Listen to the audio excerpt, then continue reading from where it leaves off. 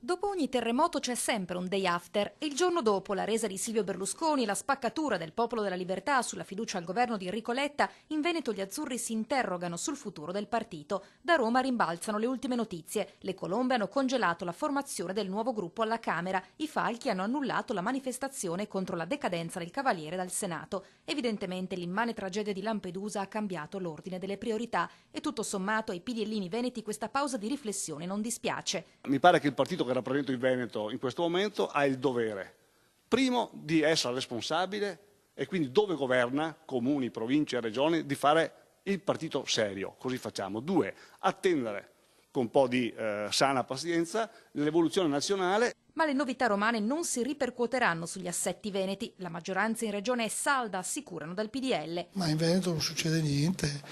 La giunta regionale è solida attorno a un proprio presidente che sta lavorando molto e noi abbiamo ognuno le proprie idee.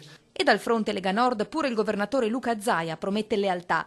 Così gli azzurri veneti sognano di trasformare la confusione di queste ore in un caos creativo che aggreghi tutti i moderati. Dagli elettori di Scelta Civica, dagli elettori dell'UDC, dagli elettori diciamo anche della Lega, dagli elettori di gran parte del PDL trovino un tavolo per poter creare le condizioni di stare assieme.